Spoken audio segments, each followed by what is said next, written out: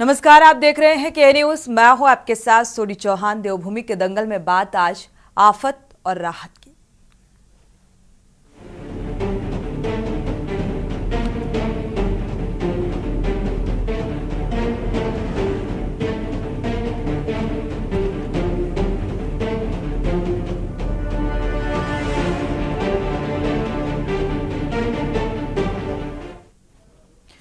देवभूमि उत्तराखंड में हो रही आफत की बारिश ने जनजीवन को बुरी तरह प्रभावित कर दिया है और इस आपदा में अब तक 13 लोगों की मौत हो गई है।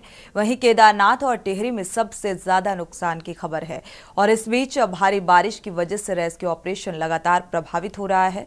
हजारों लोग रुद्रप्रयाग के अलग अलग स्थानों पर फंसे हुए हैं, जिन्हें सुरक्षित स्थानों पर पहुंचाने का प्रयास लगातार जारी है। जानकारी के मुताबिक अब तक 6000 से अधिक यात्रियों का रेस्क्यू किया जा चुका है, जबकि अभी भी कई हजार लोग अलग अलग स्थानों में फंसे हुए हैं। रुद्रप्रयाग पुलिस का कहना है कि सभी लोग सुरक्षित हैं और रेस्क्यू ऑपरेशन लगातार चल रहा है। इस घटना पर केंद्र सरकार की भी नजर बनी हुई है। पीएमओ कार्यालय से लगातार पल पल की अपडेट ली जा रही है। इसके अलावा केंद्रीय गृह मंत्री अमित शाह ने भी मुख्यमंत्री धामी से राहत एवं बचाव कार्यों की जानकारी साझा की और रेस्क्यू ऑपरेशन में तेजी लाने के लिए एयरफोर्स का चिनूक और MI-17 भी लगाया गया है। इन सब के बीच विपक्ष ने सरकार पर समय रहते कोई तैयारी न करने का आरोप लगाया है। कांग्रेस ने मुख्यमंत्री को पहाड़ में कैंप कार्यालय लगाकर पहाड़ से कार्य करने की सलाह दी है। कांग्रेस का आरोप ये भी है कि ना मंत्री और ना ही अधिकारी इस दैवीय आपदा के बावजूद कार्य करने को राजी हैं। ऐसे में मुख्यमंत्री के पहाड़ में रहने से अधिकारी और नेता भी पहाड़ चढ़ेंगे और पहाड़ की परेशानियों को समझकर कार्य करेंगे। आज इसी मुद्दे को लेकर विस्तार से चर्चा को आगे बढ़ाएंगे। पहले आपको रिपोर्ट दिखाते हैं।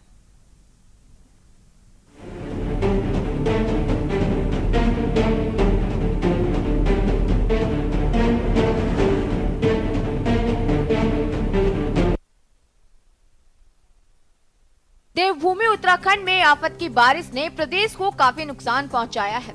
जगह जगह बादल फटने से जान माल का काफी नुकसान हुआ है। मिली जानकारी के मुताबिक अब तक इस आपदा में 13 लोगों की जान चली गई है, जबकि कुछ लोग अभी भी लापता बताए जा रहे हैं। केदारनाथ और टिहरी में सबसे ज्यादा नुकसान की खबर है। इस बीच भारी बारिश की वजह से रेस्क्यू ऑपरेशन लगातार प्रभावित हो रहा है। हजारों लोग रुद्रप्रयाग के अलग अलग स्थानों पर फंसे हुए हैं, जिन्हें सुरक्षित स्थानों पर पहुंचाने का प्रयास लगातार किया जा रहा है। जानकारी के मुताबिक अब तक 6000 से अधिक यात्रियों का रेस्क्यू किया जा चुका है, जबकि अभी भी कई हजार लोग अलग अलग स्थानों में फंसे हुए हैं। वहीं रुद्रप्रयाग पुलिस का कहना है कि सभी लोग सुरक्षित हैं और रेस्क्यू ऑपरेशन लगातार चल रहा है। मैं पुलिस उपाधीक्षक गुप्तकाशी हर्षवर्धन से मैं आप सभी से अनुरोध करती हूँ कि जितने भी यात्री हमारे यहाँ बारिश के कारण प्रभावित है वो सभी सुरक्षित जगह में हैं और जगह जगह पर हमारा रेस्क्यू प्रोग्राम चल रहा है। आप देख रहे हैं लिंचोली में, भीमबली में, गौरीकुंड में, जंगल चट्टी में और सोनप्रयाग क्षेत्र में भी हमारा कंटिन्यूसली हमारा रेस्क्यू प्रोग्राम चल रहा है। जगह जगह से हमने कल भी 3-4 हज़ार के करीब यात्रियों को हमने निकाला था। आज भी हमारा ये कंटिन्यू चल रहा है प्रोग्राम और जगह जगह पर अभी भी कई जगह पर लैंडस्लाइड हो रहा है, पर हमारे सभी यात्री जो है सुरक्षित स्थानों में हैं, उनको फूड पैकेट्स आदि प्रोवाइड कराए जा रहे हैं। तो मैं आप सभी से अनुरोध करूंगी कि अगर आपके कोई परिचित जो आपसे जिनसे आप कांटेक्ट नहीं कर पा रहे, उनका जो आप नंबर, नाम हमारे डिस्ट्रिक्ट कंट्रोल को नोट करवाइए। हमारा जो आकस्मिक हमने जो इमरजेंसी नंबर दिया है उसमें अपना डिटेल शेयर करें और आपके सभी जितने भी यात्री हैं सब सभी सुरक्षित हैं, उनको प्रॉपर खाना मिल रहा है और किसी भी तरह की भ्रामक सूचनाएं सोशल मीडिया में प्रसारित ना करें। नेपाल के चितवन जिला से हम कल शाम को यहाँ आए। आने के बाद में गौरीकुंड से थोड़ा सा आगे गए तो बारिश होने लगा, फिर हम रुक गए। फिर बहुत भीषण बाढ़ आया। उसके बाद में हम लोग वहाँ से भागे, रात को ही भागे, ऊपर किसी तरह शरण लिया और रात भर पड़े रहे। सुबह NDRF की टीमें आई और उन्होंने बहुत लगन से बहुत अच्छा काम किया, बहुत आदमी का अच्छा से रेस्क्यू किया। तहे दिल से उन लोगों को हम लोग धन्यवाद करते हैं। अब प्रभु का दर्शन तो नहीं हो पाया, हम लोग वहाँ से लौट आए। प्रशासन लगी हुई है, जितना बन पड़ रहा है उतना कर रही है प्रशासन। इसके लिए प्रशासन को भी बहुत बहुत धन्यवाद करते हैं हम लोग। अब यहाँ से हम लोग रास्ता अपना बंद करके फिर हम लोग बद्रीनाथ की तरफ निकल रहे हैं। के दर्शन होकर आए थे, हमारे दर्शन हो गए थे। उसके बाद बस हम गौरीकुंड पहुँच के हमने दृश्य जो देखा है ना आंखों के आगे, वो 2013 वाला याद आ गया। और बड़ी मुश्किल से निकले हम। प्रशासन ने बहुत हेल्प करी है, मदद करी है, रेस्क्यू किया है और काफ़ी कम से कम 3 किलोमीटर का रेस्क्यू हुआ है और बहुत बढ़िया प्रशासन का अच्छा काम है यहाँ। आपको बता दें कि उत्तराखंड में आई दैवीय आपदा पर केंद्र भी नजर बनाए हुए है। पीएमओ कार्यालय से लगातार पल पल की अपडेट ली जा रही है।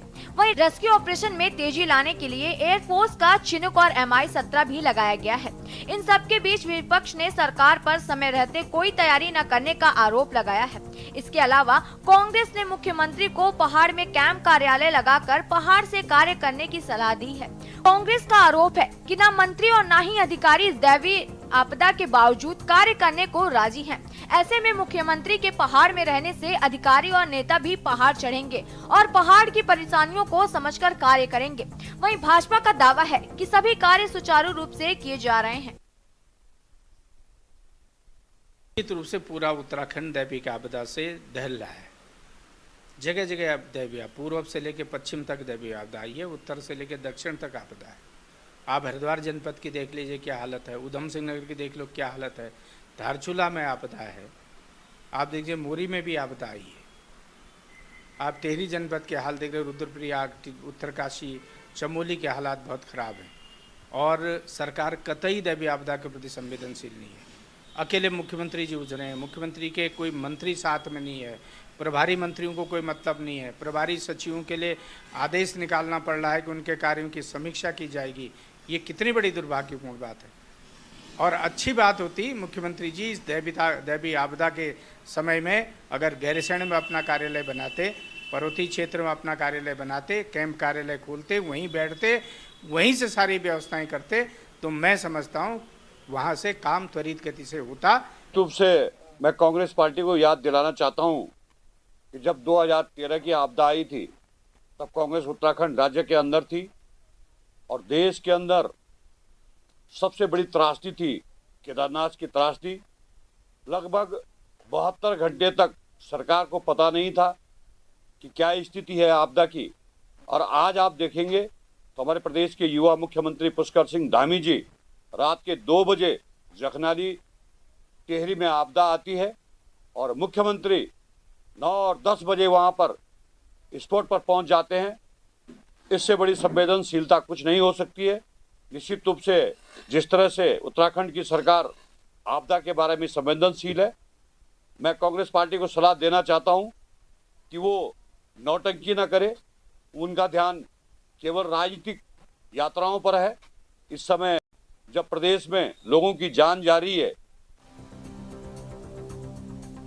कुल मिलाकर उत्तराखंड में आई इस दैवीय आपदा ने एक बार फिर 2013 की केदारनाथ त्रासदी की याद दिला दी है। इस बीच राज्य में आपदा के मुद्दे पर सियासत गर्मा गई है। कांग्रेस ने एक और जहां पहले से कोई तैयारी न करने का आरोप लगाया है, तो वहीं मुख्यमंत्री से पहाड़ से सरकार चलाने की भी मांग की है। ऐसे में देखना होगा कि क्या मुख्यमंत्री विपक्ष की सलाह को मानेंगे या नहीं। Uttarakhand desk report.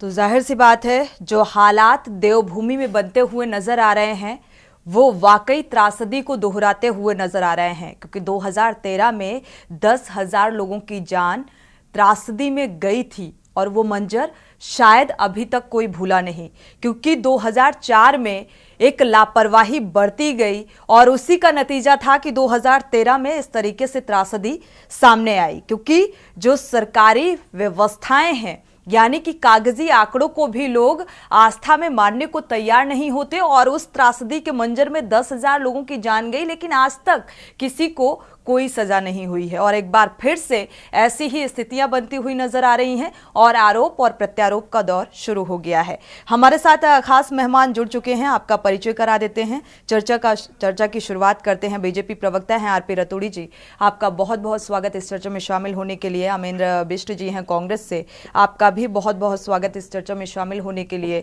साथ ही दीपक रावत जी हैं यूकेडी से, आपका भी बहुत बहुत स्वागत इस चर्चा में शामिल होने के लिए। उदित घिल्डियाल जी हैं समाज से, आपका भी बहुत बहुत स्वागत इस चर्चा में शामिल होने के लिए।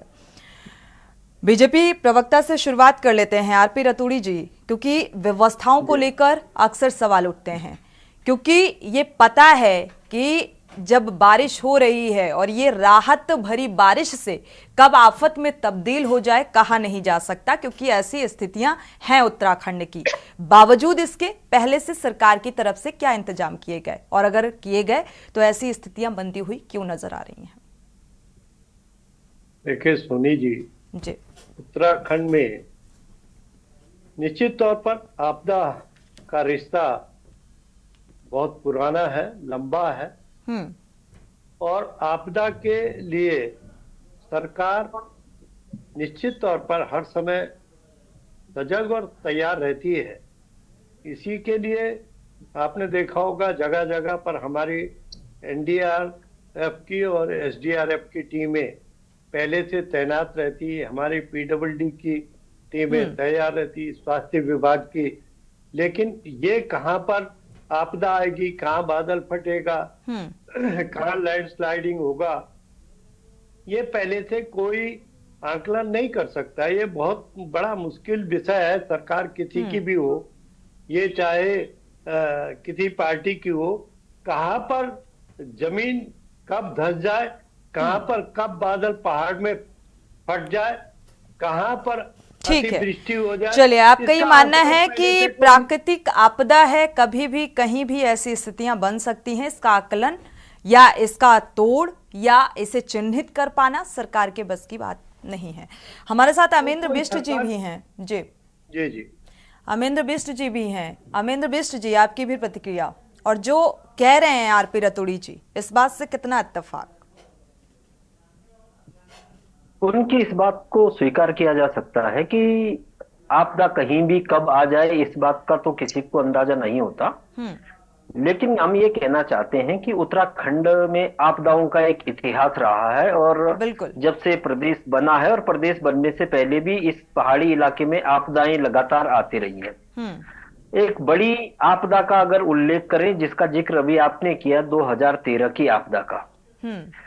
अब ये तो इनको जवाब देना पड़ेगा भारतीय जनता पार्टी के प्रवक्ता जी को कि 2013 की आपदा के बाद कुछ सबक हमको सीखने चाहिए थे। क्या हमने वो सबक सीखे? मैं एक छोटा सा सवाल ये पूछना चाह रहा हूं कि मान लिया जाए 2013 की जो आपदा आई, उसके बाद अगर इस बार वही आपदा, वही स्थितियां, वही परिस्थितियां अगर बन रही हैं, तो फिर क्या ये है कोई मतलब कोई सूचनाएं, कोई निर्देश यात्रियों को इस तरीके के दिए गए थे या दिए जाते हैं कि अगर इस तरीके की कोई आपदा आए तो उनको अपना बचाव कैसे करना है? भाई अलग अलग रास्तों से जब वो आते हैं जंगलों से निकल करके, तो फिर ये उनको जानकारी होनी चाहिए थी। तो क्या उसके बाद मैं कह रहा हूं कि 13 के बाद जो भी सरकार आई, कोई यात्रियों को कोई ऐसी हैंडबुक दी गई जिसमें ऐसी कोई जानकारी हो? एक बात। दूसरी बात मैं ये कहना चाह रहा हूं कि अब सोनप्रयाग की बात ले लीजिए। सोनप्रयाग में बहुत सारे वाहन, दोपहिया वाहन खासकर, जो जिनमें कांवड़िए गए थे, वो आज भी खड़े हैं, जबकि 3-4 दिन हो गए आपदा को आए हुए। आज भी खड़े हैं, उनको कोई पूछने के लिए आया नहीं। तो क्या सरकार जानना चाह रही है? क्या सरकार ने जानने की कोशिश की कि ये कौन लोग हैं जिनके वाहन यहाँ पर खड़े हैं? तो ये ठीक कह रहे हैं कि आपदा का पता नहीं होता, लेकिन कम से कम हमको ये अंदाजा तो रहना चाहिए कि आपदा यदि कहीं पर आ गई तो हमारी क्या तैयारियां होंगी, और उसके आधार पर हम किस तरह से आगे बढ़ेंगे। तो अभी की जो सरकार है, उनके पास न तो तैयारियों का कोई ऐसा रोड मैप है, ना उनके दिमाग में कोई ऐसी बात है, ना ही उन्होंने ये सोचा था कि इस तरीके की आपदा भी आ सकती है। अब मुख्यमंत्री जाएं, हेलीकॉप्टर से जाएं और तुरंत वापस आ जाएं, तो उससे समाधान नहीं होगा। इनके प्रभारी मंत्री गायब है, इनके वहां के स्थानीय नेता गायब है। तो प्रशासन के तौर पर एसडीआरएफ और एनडीआरएफ के अलावा वहां कुछ नहीं है। तो मुझे लगता है कि सरकार के जो आपदा से निपटने की जो गंभीरता है, उसमें कमी है। बिल्कुल, ये कमी देखा जाए। चलिए, इस बात का आरपी रतूड़ी जी जवाब दे दीजिए पहले, फिर आगे बढ़ते हैं। दीपक रावत जी करो करेंगे जी। आरपी रतूड़ी। देखिए सोनी जी, अमेंद्र जी बहुत बड़े अच्छे व्यक्ति भी हैं। बड़ा दुर्भाग्य है कि इनको नहीं दिखाई दिया कि अभी 2 दिन पहले जो केदारनाथ में ये आपदा आई थी, हमारी सरकार ने लगभग 6,000 लोगों को रेस्क्यू कर दिया। अगर व्यवस्था ठीक न होती तो हमने कैसे उनको रेस्क्यू कर दिया? अगर हम तैयार न होते, जिम्मेदारी है सरकार की। आरपी रतूड़ी जी, ये कोई नया काम थोड़ी ना है या नई बात थोड़ी ना है। सत्ता में जो होगा, अगर ऐसा कोई भूस्खलन हुआ, आपदा आई, तो सरकार की जिम्मेदारी बनती है कि उनको सुरक्षित ऐसी टीमें, एनडीआरएफ, एसडीआरएफ की टीमें गठित की जाएं और सुरक्षित निकालना जिम्मेदारी होती है। अरे भाई, तो आरोप न लगाने, मैं ये तो कह रहा हूँ कि नहीं, तकनीकी क्षमता पहले से बढ़ी है, सरकारें सक्षम हैं और आपदा कहां कब कैसे आती है आकलन नहीं कर सकते, लेकिन जब आपदा से कैसे निपटा जाए उसकी पहले से क्या कुछ तैयारियां की गई जो कि होनी चाहिए। मैं कह रहा हूं कि एसडीआरएफ, एनडीआरएफ की टीम ना होती, ये 6,000 लोग कैसे रेस्क्यू होते? ये तैयारी पहले से थी वहां पर कि हमारी टीमें थी, हेलीकॉप्टर तैयार था, लोगों को वहां से निकाल के लाए हैं। अरे इसके लिए धन्यवाद तो करें, उसकी तारीफ करें। नहीं, ये बहुत अच्छी बात है, काबिले तारीफ है कि आपने एनडीआरएफ और एसडीआरएफ की टीमें भारतीय जनता पार्टी ने वहां मुस्तैद की और वो अपनी जिम्मेदारी से, वो जवान अपनी जिम्मेदारी निभा रहे हैं। लेकिन और भी कई पहलू इसमें छूट जाते हैं। हमारे साथ दीपक रावत जी भी जुड़े हुए हैं। दीपक रावत जी, आपकी प्रतिक्रिया, इसके बाद उदित जी का रुख करेंगे। सोनी जी, भाजपा के प्रवक्ता जी से पूछ लीजिए कि आपदा आने से पहले क्या इनकी तैयारियों में चुनूक हेलीकॉप्टर था? बिल्कुल क्या था। कोई क्या कौन से प्रोडक्ट, आपने कौन सी ऐसी, आप बताइए ना, कहाँ था? क्या भाई, जब आपदा आती है उसी के बाद व्यवस्थाएं तैयार है ना, उसके बाद की व्यवस्था खड़ा रखेंगे वहां पर चिन्हूक। नहीं, आप वो तैयार था। मैं क्या कहना चाह रहा हूँ, आप पहले सुन लीजिए, इस तरह के आप पहले सुन लीजिए। चलिए रतूड़ी जी जवाब दीजिएगा, बात पूरी हो जाए पहले। जिसका अर्थ न हो, केवल राजनीति करने के लिए। अरे प्रदेश में आपकी जिम्मेदारी क्या है? अरे आप इसी प्रदेश के आपने कोई योगदान किया? रतूड़ी जी सब्र रखिए, बात पहले पूरी हो जाने दीजिए। देखिए, तैयारियों में क्या होता है, जब भी ये पहले साल की, अरे पहले सुन लीजिए, सत्ता में आप बैठे हुए हैं, सुनने का दम रखिए। ठीक है सत्ता में दीपक जी बात पूरी कीजिए। अरे सुन रहे हैं तभी तो बता रहे हैं, सुनिए ना, धैर्य पूरे सुनिए। फिर मेरा कहने का मतलब ये था, ठीक है सोनी जी, मेरा कहने का मतलब ये था कि ये जो तैयारियों की बात कर रहे हैं, मैंने चुनूक हेलीकॉप्टर की बात क्यों करी, मैंने M17 रैप्टर की बात क्यों करी? तैयारियों पूर्व में अगर मुख्यमंत्री द्वारा, जिसको ये जिम्मेदारी दी गई थी, सरकार द्वारा अगर ये घोषित किया जाता है कि हम पूर्ण तैयार कर रखे हैं, जितने भी किसी भी व्यवस्था, अगर बुरी से बुरी व्यवस्था में हमने ये सारी व्यवस्था कर रखी है। आज जो ये बात कर रहे हैं, जब व्यवस्था जब चरमरा गई तब आपने बुलाया है। ये तो आप क्या कोई भी बुला लेता, ये भारतीय जनता पार्टी का जिसकी सरकार होती है वो कर देता। आपने आपदा आने से पहले क्या तैयारी करी थी? और दूसरा प्रश्न ये है सोनी जी कि आपदा कोई नई चीज नहीं इस प्रदेश के लिए, लेकिन आप मुझे बताइए कौन सी आपदा नीति कौन सी बना रखी है भारतीय जनता पार्टी द्वारा, लगातार दूसरी बार शासन कर रही है? विस्थापितों का पुनर्वास करने का, मुआवजे देने की कौन सी नीति है, आप मुझे बताइए। मुआवजे के उसमें तो जो उत्तरकाशी में आया था, जो केदारनाथ में अभी आया, जो टिहरी में बूढ़ा केदार में आया, वहां के लोग तो ये कह रहे थे कि हमें डर लग रहा है कि अगर हम अपने मकान छोड़ के चले जाएंगे, और जो सरकार हमें मुआवजा देना चाह रही है उससे हमारा कुछ नहीं होने वाला। क्या ये बात झूठ है? समाचार पत्रों के माध्यम से और मुख्य चैनलों के माध्यम से पूरे प्रदेश में बात करी, तो सरकार की नीति क्या है? हम कह रहे हैं चले, हमें पता है। ठीक है, दीपक जी इस बात का जवाब ले लें, फिर आगे बढ़ते हैं।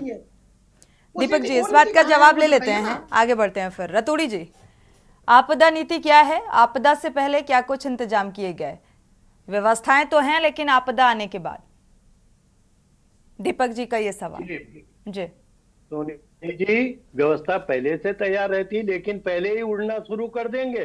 अरे खड़ा है भाई, पहले दौड़ लेगा क्या? पहले उड़ लेगा जब कोई दिक्कतें होगी। कमाल है यार, सुन लो भाई, पहले से उड़ना शुरू कर देगा वो, जब आपदा आएगी तभी तो उड़ेगा।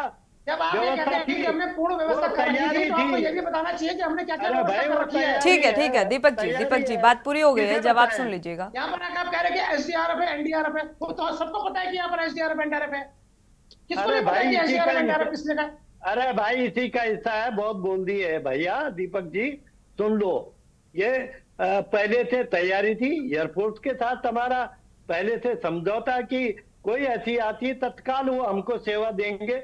ये हमारी सारे सिस्टम, और जो अभी आपने कहा कि मानक क्या तैयार है, ये पहले से है। जरा आकर के देख ले कि मकान अगर पूरा गिरेगा तो हम कितना मुआवजा होगा, जमीन अगर गिरेगी, जमीन बहेगी, कितना मुआवजा होगा, ये सब पहले से है। और आप तो दोनों सरकारों के हिस्सा रहे महाराज, आपको जानकारी नहीं है तो बड़ा दुर्भाग्य है।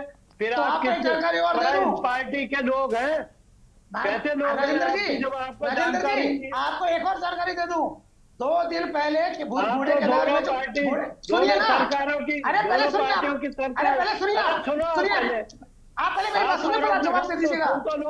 अरे पहले मैं एक सवाल देख लीजिए, भी है। चलिए ठीक है। 2 दिन पहले बूढ़े केदार में भूस्खलन हुआ था, माँ और बेटी दोनों मरे थे।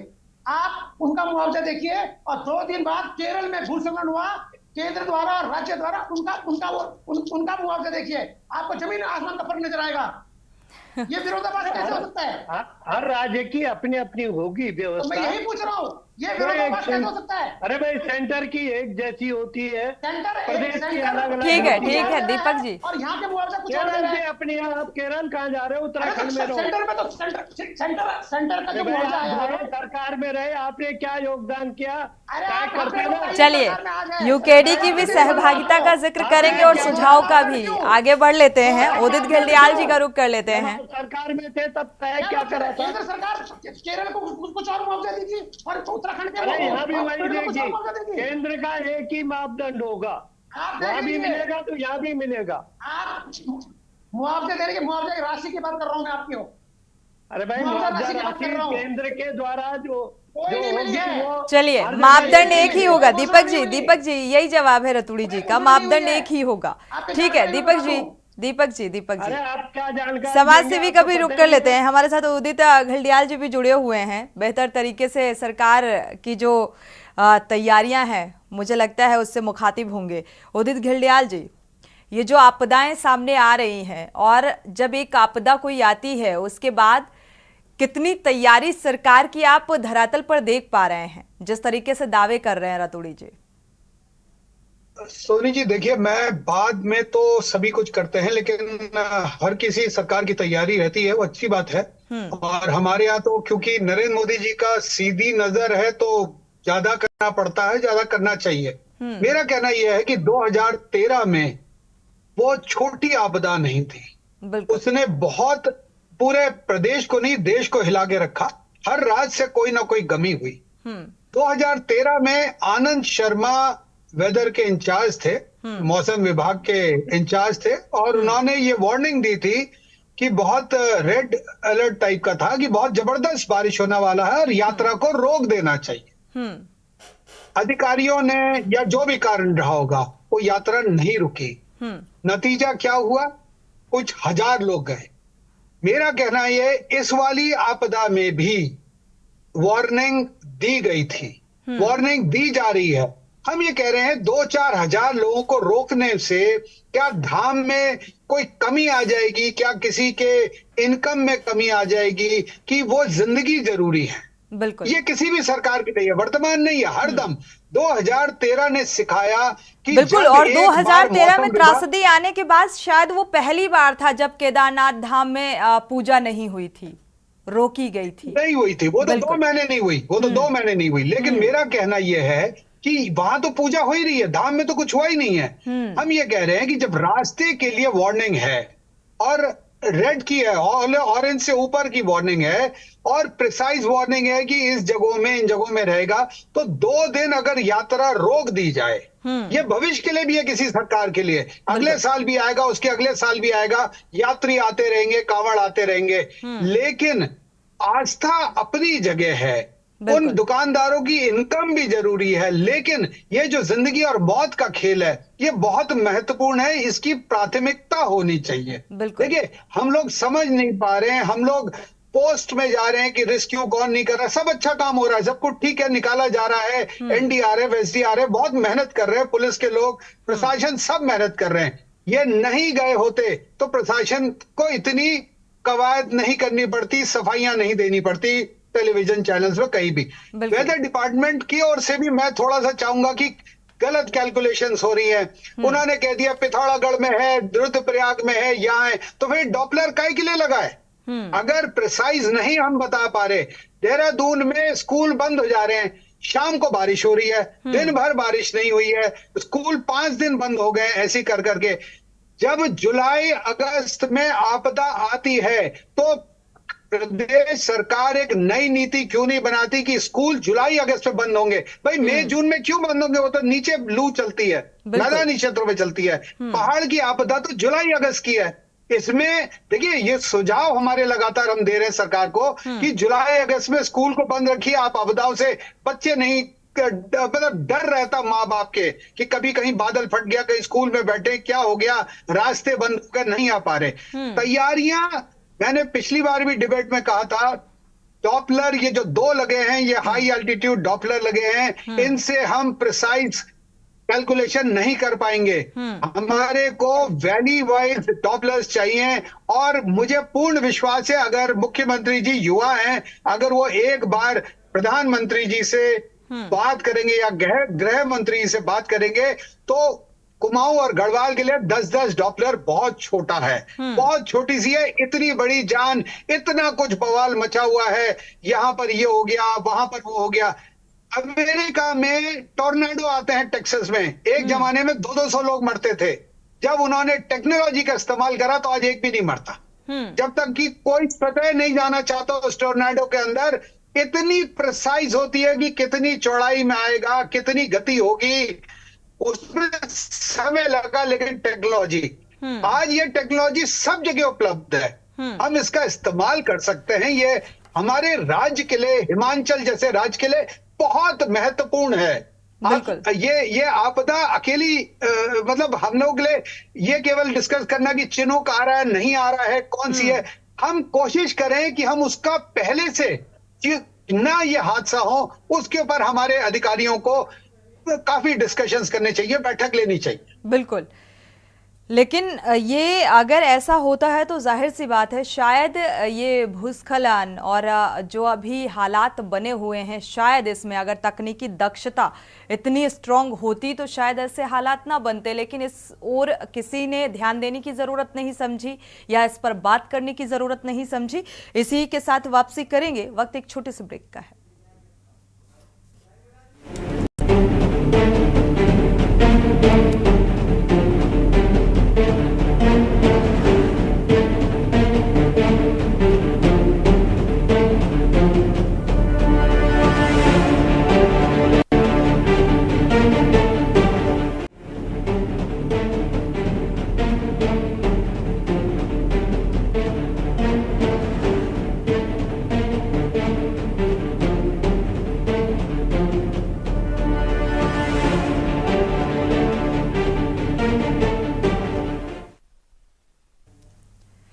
ब्रेक से वापस आ रहे हैं। देवभूमि के दंगल में चर्चा कर रहे हैं। दैवीय आपदा को लेकर देवभूमि में इस वक्त जो मंजर नजर आ रहा है, हालांकि रेस्क्यू लगातार जारी है, जो टीमें हैं एनडीआरएफ और एसडीआरएफ की टीमें मौजूद हैं, और अब तक देखा जाए तो इस हादसे में, त्रासदी में 13 लोगों की मौत भी हो चुकी है। इसी को लेकर हम चर्चा कर रहे हैं। आरपी रतूड़ी जी का रुख करेंगे, बीजेपी प्रवक्ता हमारे साथ जुड़े हुए हैं। आरपी रतूड़ी जी, अभी उदित घिल्डियाल जी की बात आप सुन रहे होंगे, और इसके साथ साथ क्या अब कोई ऐसा निर्देश, क्योंकि अभी तक तो जारी नहीं किया गया है कि कांवड़ यात्रा भी चल रही है, चार धाम यात्रा भी, और ऐसे में ये त्रासदी जैसा मंजर भी नजर आ रहा है, तो क्या इसे रोकने के लिए कोई निर्देश जारी किया जाएगा? देखिए सोनी जी, घिल्डियाल साहब का बहुत स्वागत योग्य जो सुझाव है, निश्चित तौर पर सरकार को, चाहे किसी की भी हो, उस पर निश्चित तौर पर ध्यान देना चाहिए जो उनके सुझाव हैं। ये डिबेट का ये तरीका कि अगर आप सुझाव दे रहे हैं, केवल मैं इसलिए बैठूं कि मुझे आरोप लगाना है। आरोप तो मैं कांग्रेस और भाजपा में जाऊं तो हिमाचल में कांग्रेस सरकार है, वहां क्यों आई? केरल में सीपीआईएम सीपीएम की इंडी गठबंधन की है तो वहां क्यों आई? वहां तो 260 लोग मर गए।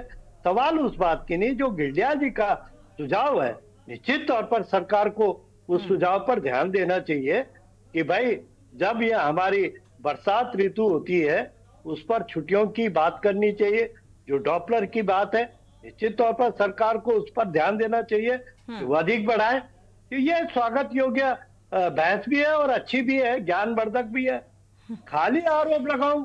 अरे भाई, जिनको जनता ने नकार दिया, जो प्रधान नहीं बन पा रहे, कहीं जिला पंचायत नहीं बन पा रहे, अमित शाह जी ने बन पा रहे, अमित शाह जी ने संसद में केरल की सरकार के ऊपर आरोप लगा रखे हैं। वो क्या था? अमित शाह जी ने संसद में केरल की सरकार के ऊपर आरोप लगाए, वो राजनीति जिनका जनता ने दीपक रावत जी, मुझे लगता है इंडिया गठबंधन में शामिल होना है आपको। दीपक रावत जी, उत्तराखंड की जनता के अमित शाह जी ने केरल सरकार के ऊपर आरोप लगाए कि हमने वार्ड की सरकार ने दीपक जी रुकिएगा जरा, आपकी बारी आए तो बोलिएगा। रतूड़ी जी, आपने कहा कि ये स्वागत योग्य सुझाव है और ज्ञानवर्धक है, तो महज इतना कह देने से अब ये आगे कैसे पहुंचेगा? या सरकार क्या यहां तक नहीं सोच पाई कि कैसे इन स्थितियों पर अंकुश पाया जा सकता है, लगाया जा सकता है, कैसे ऐसी स्थिति से निपटा जा सकता है, बेहतर तरीके से कैसे आकलन किया जा सकता है? सोनी जी, निश्चित तौर पर मैंने कहा नहीं कि हम माननीय मुख्यमंत्री जी से जो गिल्डियाल साहब के सुझाव हैं इनको जरूर पहुंचाने का काम करेंगे। और मैं, क्योंकि सरकार सदैव सजग रहती है, सतर्क रहती है और जान माल की हिफाजत के लिए सबसे पहले चिंतित रहती है। ये कैसे कम होगी इसको तो परमात्मा जानता है कि बादल कहाँ फटेगा, बारिश कहाँ ज्यादा होगी। इसका आंकलन तो भगवान शिव के पास है और बाबा केदारनाथ के पास है कि कहाँ बादल फटेगा, या कांग्रेस और यूकेडी के पास जो सरकार के वश में है उतना तो करना चाहिए ना रतूड़ी जी। ये कह देना कि भगवान प्राकृतिक चीजों से छेड़छाड़ होगी तो जाहिर सी बात है ऐसी स्थितियां बनेंगी। और यहाँ तो देखा जाए उत्तराखंड जो है एक पहाड़ी क्षेत्र है, और चाहे वो पहाड़ी क्षेत्र हो या मैदानी क्षेत्र, हरिद्वार में भी स्थितियां ऐसी बनती हुई नजर आ रही हैं जहां पर कांवड़ यात्रा चल रही है इस वक्त। तो ये कह देना लेकिन सरकार जिस हद तक प्रयास करने चाहिए क्या उस हद तक कर रही है? सजग और सतर्कता दिखाई देनी चाहिए धरातल पर। अमेंद्र बिष्ट जी, अभी रतूड़ी जी कह रहे हैं कि भाई ये सुझाव धामी तक पहुंचाने की कोशिश की जाएगी, क्योंकि तकनीकी जो दक्षता है वो शायद अभी भी दक्षता नहीं है, इसी वजह से ऐसी स्थितियां हैं।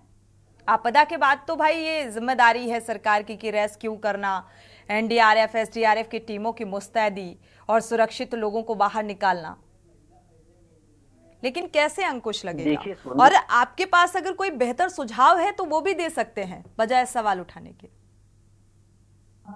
देखिए सोनी जी, सबसे पहली बात तो मैं ये कहना चाह रहा हूं कि उत्तराखंड में जो सबसे बड़ा डिपार्टमेंट होना चाहिए था वो लोक निर्माण विभाग से भी बड़ा विभाग जो है आपदा प्रबंधन विभाग होना चाहिए था, क्योंकि आपदा की इतनी बड़ी बड़ी दुर्घटनाएं इस प्रदेश में घटती हैं।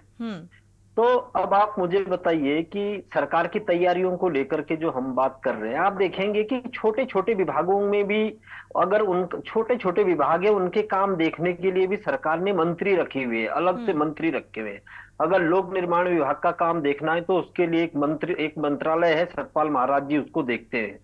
अगर कोई छोटा दुग्ध विकास का भी कोई मंत्रालय है तो उसके लिए भी एक मंत्री रखे हुए हैं, वो उसको देखते हैं।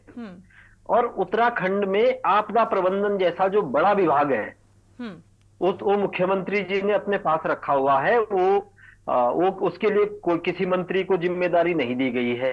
अब आप बताइए कि जो इतना महत्वपूर्ण विभाग है उसके लिए कोई अलग से मंत्री होना चाहिए कि नहीं होना चाहिए? भाई अलग से कोई मंत्री होगा तभी तो उसकी उस हिसाब से मॉनिटरिंग हो पाएगी, उनके तैयारियों को लेकर के अच्छे से काम किया जाएगा।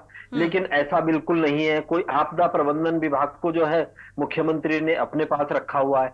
अब आते हैं फिर तैयारियों को लेकर के, मतलब आप देखेंगे कि जून के महीने में अखबार के पन्ने जब आप पलटेंगे तो उनमें आपको कुछ दिखेंगी कि आपदा पर मानसून आने से पहले जो है बैठकों का दौर शुरू हो गया है। अब आज बैठक हो गई है। अब इस बार के जो आप जून और 15 जुलाई तक के आप पन्ने पलटिएगा, उसमें लिखा हुआ है कि आज जो है आपदा प्रबंधन विभाग के 12 कार्मिकों ने जो है इस्तीफा दे दिया। आज जो है आपदा प्रबंधन के 7 कार्मिकों ने इस्तीफा दे दिया। फिर लिखा हुआ है कि आज जो है आपदा प्रबंधन के सचिव ने इस्तीफा दे दिया। फिर उसके बाद किसी और को बनाया। फिर एक दिन खबर आ रही है कि आपदा प्रबंधन सचिव को बदल दिया गया। तो अब आप बताइए कि ये कोई तैयारियां हैं? जो जिस विभाग को तैयारियां करना है उस विभाग ने तो अपने आप को अलग कर लिया तैयारियों से। अब बात आई कि चिनूक हेलीकॉप्टर और MI-17 की बात आई। मैंने सूचना के अधिकार में 3 महीने पहले आपदा प्रबंधन को लेकर के पूछा कि आपके पास क्या क्या उपकरण होने चाहिए और आपके पास इनमें से क्या क्या है। आपको हैरानी की बात होगी कि उनके पास जो बेसिक मतलब कुछ उनको रस्सियां चाहिए होती है, जो वो रस्सियां तक जो है सरकार ने उनको उपलब्ध नहीं कराई हैं। तो ये कह देना कि हमारी बहुत तैयारियां हैं, ये तब जागते हैं जब कहीं आपदा आ जाती है। मैं कह तो रहा हूं कि केदारनाथ की घाटी में जो आज की स्थिति है, देहरादून में बैठ करके हम लोगों को टीवी पर बात करना ये अलग विषय है। लेकिन असली बात यह है कि जितने भी कांवड़िए शिव जी को जल चढ़ाने के लिए केदारनाथ गए थे, वो 4 दिन से उनकी जो बाइक है वो सोनप्रयाग में खड़ी है, उनको कोई पूछने वाला नहीं है। तो अगर 4 दिन से गायब है तो कौन बताएगा? अब मुझे बताइए कि आपदा में जो मौतों का आंकड़ा आ रहा है, मैं ईश्वर से प्रार्थना करूंगा कि यही आंकड़ा हो जो सरकार बता रही हो। लेकिन इतने लोग अगर गायब हैं तो गायब का आंकड़ा क्यों नहीं दिखाया जा रहा है? भाई इनके पास तो रजिस्ट्रेशन है ना। यात्रा में कोई जाता है तो उसका रजिस्ट्रेशन होता है, आपको पता होता है कितने लोग किस दिन कहां थे, कितने लोग मंदिर गए, कितने लोग सोनप्रयाग में रुके, कितने लोग अगस्त मुनि में रुके, कितने रुद्रप्रयाग में रुके। तो अगर आपके पास आंकड़ा है तो आप ये क्यों नहीं बता रहे हैं कि इतने लोग जो है अभी रेस्क्यू नहीं किए गए? आप बता रहे हैं, आप ही ने कहा कि 6,000 लोग रेस्क्यू अगर कर लिए गए हैं तो गए कितने? रजिस्ट्रेशन के हिसाब से कितने लोग गए थे वो बताइए। जब वो आंकड़ा आप बताएंगे तो पता चलेगा कि असलियत क्या है। मैं ये कह रहा हूं कि हम किसी की भी सरकार हो, मैं ये नहीं कह रहा हूं कि अगर हमारी सरकार होती तो हम दूध के धुले होते। सरकार किसी भी की भी हो, लेकिन उत्तराखंड में जो आपदाओं की स्थिति है उसको बहुत गंभीरता से लेने की आवश्यकता है। उसको मुख्यमंत्री जी अपने 20 विभागों के साथ अपने पास रख ले और ये सोच ले कि इसके बजट पर मैं ही कुंडली मार के रखूंगा, ऐसा नहीं चलेगा। उत्तराखंड आपदाओं का प्रदेश है और इतनी बड़ी बड़ी आपदाएं इस राज्य में आई है और राष्ट्रव्यापी नुकसान हुआ है 2013 की आपदा में। उसके बावजूद भी अगर हम ईमानदारी से सबक लेने को तैयार नहीं तो ये बहुत दुर्भाग्यपूर्ण है। चले दीपक जी का रुख कर लेते हैं। दीपक रावत जी, क्योंकि जो बातें हमेंद्र बिष्ट जी कह रहे थे, देखा जाए तो आपदा प्रबंधन में किसी मंत्री की नियुक्ति ना होना, यानी कि आपदा प्रबंधन खुद स्ट्रांग नहीं है तो स्थितियां जो हैं कैसे बेहतर होंगी, कैसे आप सोच सकते हैं कि भाई बहुत बेहतर तरीके से काम होगा। साथ ही जो बजट मुहैया कराया जाता है इसके तहत आपदा कोई आती है, क्या उसका यूटिलाइज उस तरीके से हो रहा है? सोनी जी, जब मैंने चुनाव की बात करी तो भारतीय जनता पार्टी के प्रवक्ता भड़क गए। अब अमरिंदर जी ने बोला जब उन्होंने ITI में मांगा तो उनको पता चला कि कुछ है ही नहीं। विषय क्या है? जब ये माना जाएगा कि आपदा एक समस्या है और इसके लिए एक अलग विभाग, एक अलग मंत्री की आवश्यकता है, तो फिर वो पूरा विभाग अपने लिए पूरे की पूरी व्यवस्था करेगा। नहीं मतलब सूबे के मुखिया इन स्थितियों को नहीं संभाल पा रहे हैं। अगर एक मंत्री की नियुक्ति हो जाएगी तो वो मंत्री संभाल लेगा। और चीज देखिए, आपने शुरू में बोला कि सब जगह वो मुख्यमंत्री जी जा रहे हैं, कोई और मंत्री जा ही नहीं रहा है। तो इससे क्या लग रहा है कि अगर ये क्या सारे मंत्री ने अपने आप को अलग कर लिया है क्योंकि ये विभाग मुख्यमंत्री के अंतर्गत आता है, तो हम तो कोई इसमें टिप्पणी नहीं करने वाले, जो करेंगे मुख्यमंत्री जी करेंगे या प्रशासन करेगा। यही तो हम कह रहे हैं, अगर एक जिम्मेदार किसी को ये जिम्मेदारी दी जाती तो मुख्यमंत्री के साथ साथ वो स्वयं मंत्री भी जिम्मेदार होते और एक पूरी टीम हम मान के चलते कि सही होता, लेकिन सुनने को कहाँ राजी है सत्ता पक्ष। अब आप बताइए, राजनीति की बात कर रहे हैं, यहाँ पर कह रहे हैं यूकेडी बात कर रही है इस चीज की, ये कहां पर क्या होता है। मैंने आपको बताया, स्वयं अमित शाह जी ने केरल सरकार पे आरोप लगा रखा है संसद में कि हमने 24-23 तारीख को वार्निंग जारी करी, 24 को करी, 25 को 26 को करी, उसके बाद वहां की सरकार ने क्या किया। अब हम ये बात कह रहे हैं कि मौसम विभाग ने इतनी जानकारी वार्निंग राज्य सरकार को दी और ये सारे आपदा को उसकी जिम्मेदारी ये लेने से बच रहे हैं। मतलब हमसे सवाल मत पूछो और इनके गृह मंत्री राज्य सरकारों से सवाल पूछेंगे। ये क्या दोहरा मापदंड कैसे हो जाएगा, ये दोहरा चरित्र दोहरा मापदंड कैसे होगा, सोनी जी आप मुझे बताइए। मतलब हम सवाल नहीं पूछेंगे इनसे और इनके गृह मंत्री संसद में बैठकर राज्य सरकार से सवाल पूछेंगे कि हमने तो चेतावनी जारी करी थी, राज्य सरकार चुप बैठी रही, उसने कुछ नहीं किया, इसलिए वायनाड में ऐसी घटना घटी। ये क्या मैं गलत बोल रहा हूँ, क्या मैं गलत बयानीबाज कर रहा हूँ? रतुड़ी जी, ये दोहरा मापदंड क्यों भाई? ऐतराज है विपक्ष को इस बात से, दोहरा मापदंड क्यों? क्योंकि सवाल तो वही विपक्ष आपसे भी पूछेगा ना। और यहाँ पर आके हमें कह रहे हैं कि आप कौन होते हैं बोलने वाले, जिनका प्रधानी है। अरे प्रधानी का प्रधानी, अगर हम प्रधान नहीं तो क्या इस प्रदेश के रहने वाले नहीं है क्या? आपसे पूर्ण राजनीति पर डाले हम। 1980 में आपका जन्म हुआ है, 1979 की यूकेडी बनी हुई है, आपको क्या होना चाहिए इस बात का? और आप हमसे पूछ रहे, सवाल पूछ रहे कि आप सवाल पूछने वाले कौन होते हैं?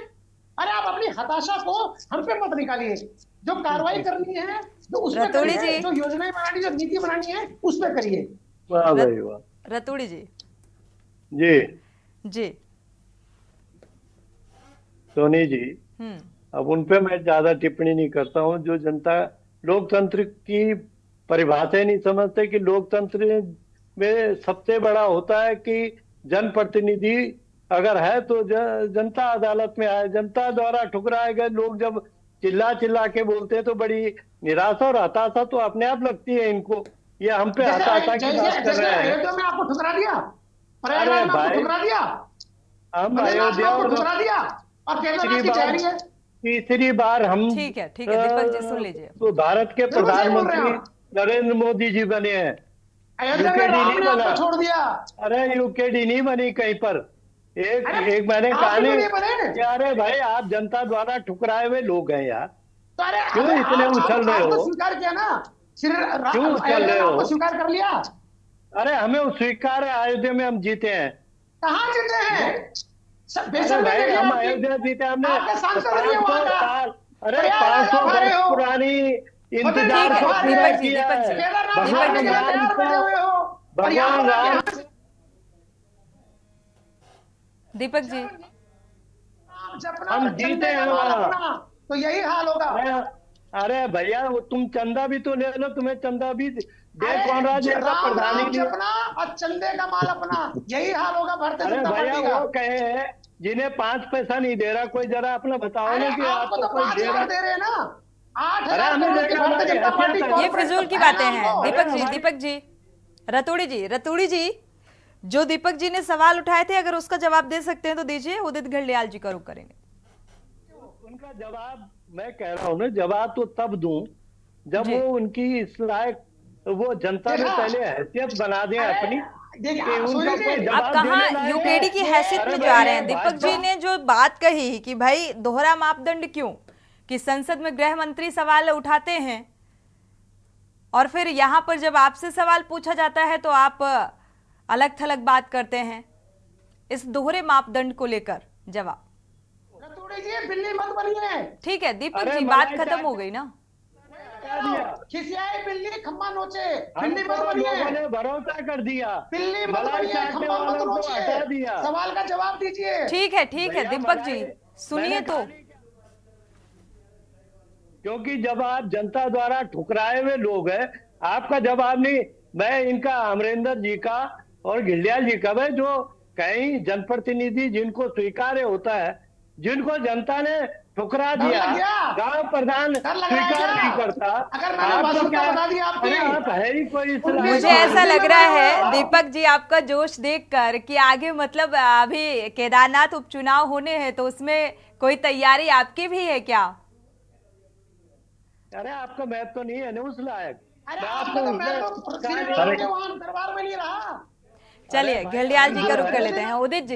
उदित जी, आपदा प्रबंधन नीति या इस विभाग को खुद मुख्यमंत्री संभाल रहे हैं, किसी मंत्री की नियुक्ति नहीं हुई है, और आपदा प्रबंधन में जिस तरीके की अलग थलग वाली चीजें निकलकर सामने आती हैं, यानी कि मजबूती उस तरीके की नहीं देखने को मिलती, या फिर आपदा प्रबंधन में जितने भी लोग हैं वो ये सोचते हैं कि भाई सूबे की मुखिया की जिम्मेदारी है और एक व्यक्ति वो जिम्मेदारी बखूबी नहीं निभा पा रहा है या फिर कुछ और कमी देख पा रहे हैं। कोर्ट में क्यों नहीं जा रहे हो? हिम्मत है घेल्डियाल जी, दीपक जी, रतूड़ी जी, आपकी बारी आएगी तो बोलिएगा।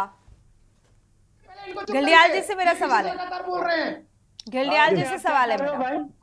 जी सोनी जी, देखिए मेरा एक हमारा सजेशन है और हर बार रहा है 2013 ही नहीं 2010 के बाद से हमने मेरा शुरू करा था कि आपदा का इंफ्रास्ट्रक्चर बिल्कुल पैरेलल होना चाहिए। आपदा केवल हमारे यहाँ बरसात की नहीं है, आपदा हमारे यहाँ जंगल की आग है, आपदा हमारे यहाँ बर्फ जब होती है तब आपदा है।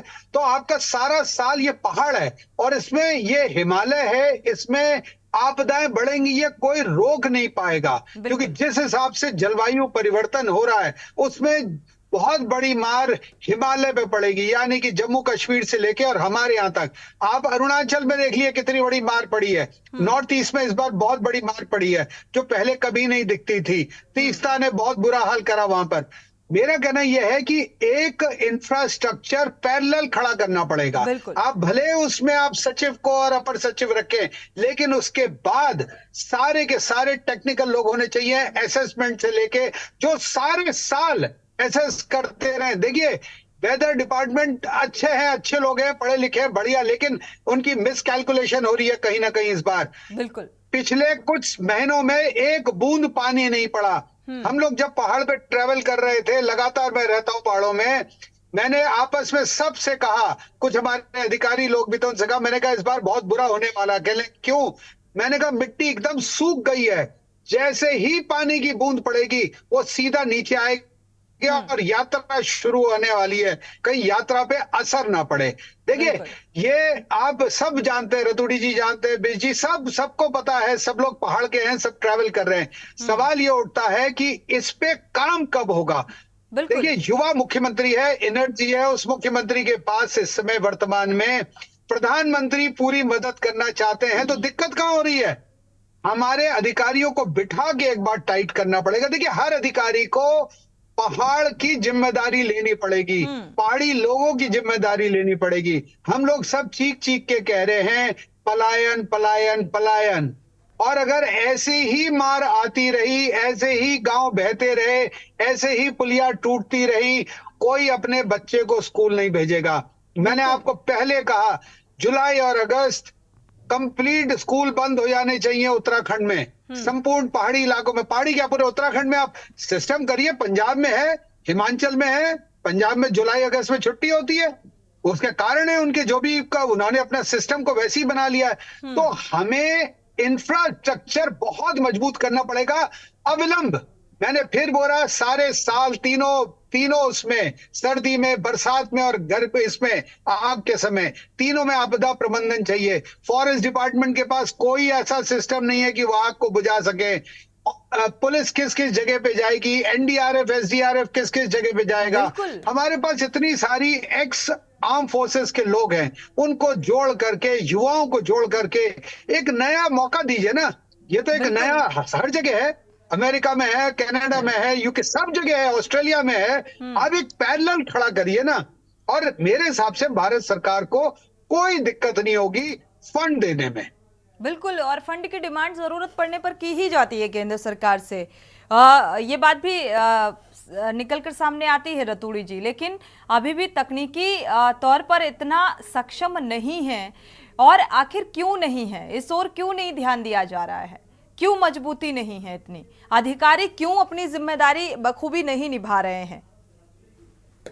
देखिए सोनी जी, निश्चित तौर पर हमारे माननीय मुख्यमंत्री जी विभाग को संभाल रहे हैं, और सबसे बड़ी बात वो कितने संवेदनशील है। लोग ये कह रहे हैं कि साहब मंत्री होना, अरे हमारे मुख्यमंत्री स्वयं संभाल रहे हैं और स्वयं इतने संवेदनशील है कि अगर कहीं पर भी वो बार बार आपदा प्रबंधन व्यवस्था का जायजा लेते हैं, उसकी मीटिंग करते हैं, लगातार मॉनिटरिंग करते हैं, और कहीं पर जरा से भी कोई घटना घटती है तो स्वयं पहुंच जाते हैं। और हमारे मंत्रीगण भी आपने देखा होगा, पहुंच जाने के बाद दूसरी घटना ना हो उसके लिए क्या इंतजाम कर लिए जाते हैं पहले से? जी, इंतजाम तो पहले से होने चाहिए ना रतूड़ी जी। इसी बात को लेकर चर्चा हो रही है। सीएम जी बखूबी निभा रहे हैं आपदा प्रबंधन की जिम्मेदारी, और अभी किसी मंत्री की नियुक्ति नहीं की गई है, लेकिन फिर भी तो एक के बाद एक ऐसी स्थितियां बन रही हैं। वहां पे जाना, मौका मुआयना करना, जायजा लेना, निर्देशित करना, ये एक अलग बात है। ये तो करना ही पड़ेगा सूबे के मुखिया को। आपदा प्रबंधन का जिला स्तरीय पर कमेटियां होती है पूरे हर जिले में, जिसमें जिलाधिकारी उस कमेटी का अध्यक्ष होता है। पूरे जनपदों में आपदा प्रबंधन से जुड़ी हुई पूरी समितियां होती है, उनके पास पूरी व्यवस्थाएं होती है, और सरकार उन पर नजर रखती है हर समय, उनके लिए जब भी कहीं पर, क्योंकि आपदा कहां पर, मैंने पहले भी कहा कि कब आएगी, कहां पर आएगी, ये पहले से कोई अगर बता दे, किसी के पास ज्ञान हो तब तो बात। अरे हमारी सरकार तत्काल तैयार रहती है।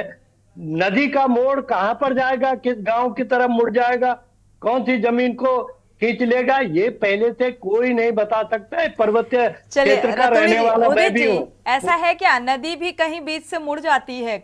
ओवरफ्लो पानी होता है वो बात अलग है कि कई जो उसके सटे हुए इलाके होते हैं उसकी जद में आना तो सुना था, लेकिन नदी का मुड़ जाना नहीं सुना था।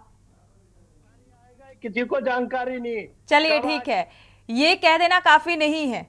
उदित जी, हमारी सरकार सतर्क है और हमारे मुख्यमंत्री जी बड़े संवेदनशील है। ठीक है, दिखनी चाहिए धरातल पर संवेदनशीलता। अधिकारियों को भी थोड़ा सा वहां तक ले जाना चाहिए ताकि अधिकारी भी जान सकें कि जो रेस्क्यू जिनका हो रहा है या जो भूस्खलन में या ऐसी जगह फंसे हुए हैं तो उनके दिल से पूछिए क्या गुजर रही होगी। अधिकारियों को भी निर्देशित महज कर दिया जाता है। अब वो अधिकारी कितने जिम्मेदार हैं, क्योंकि बार बार इस बात पर भी सवाल उठता है कि भाई धामी की सुनते नहीं अधिकारी, ये जिम्मेदार अधिकारी नहीं सुनते। उदित जी, फाइनल कॉमेंट आपका। देखिए, अभी रतूड़ी जी ने जो कहा है मैं उससे उनके साथ एग्री नहीं करता हूं। टेक्नोलॉजी इतनी जबरदस्त आ गई है कि जो डॉपलर का क्या काम है, डॉपलर बिल्कुल उस और कोई बात ही नहीं करना चाहता है ना उदित जी। नेटवर्क से कनेक्टेड रहता है, वो आधा घंटे पहले आपको बता देगा कि इस प्रिसाइज जगह पे इतनी बारिश होने वाली है, कृपया, मतलब वो वार्निंग देता है। तो आप वहां से अपना कुछ नहीं तो कोई सामान, पैसा कुछ भी रखा है, आभूषण रखे, कुछ लेके आप निकल लेंगे, मवेशियों को लेके निकल लेंगे, उसका दायरा बताता वो आधा किलोमीटर 1 किलोमीटर का। तो मेरा सुझाव है, देखिए ये हो सकता है। उदित जी, ये बात रतूड़ी जी को और थोड़ा सा डिस्क्राइब कर दीजिएगा कि टेक्नोलॉजी तो है, लेकिन उस टेक्नोलॉजी को लेकर अगर बजट की कमी है तो भाई केंद्र सरकार से डिमांड कीजिए। शुक्रिया आप सभी मेहमानों का इस चर्चा में शामिल होने के लिए। लेकिन जिस तरीके से त्रासदी का एक बार फिर से जो मंजर दोहराता हुआ नजर आ रहा है, इसको लेकर सरकार की संजीदगी और गंभीरता, संवेदनशीलता उतनी ही जरूरी है कि अगर कोई टेक्नोलॉजी विदेशों में है तो विदेशी टेक्नोलॉजी का इस्तेमाल आखिर यहां पर क्यों नहीं किया जा रहा है। बजट की कमी है तो उसके लिए केंद्र सरकार से मदद लेनी चाहिए ताकि इसका आकलन पहले से किया जा सके। इसी के साथ देवभूमि के दंगल में इतना ही। आगे खबरों के लिए आप देखते रहिए के न्यूज़ इंडिया।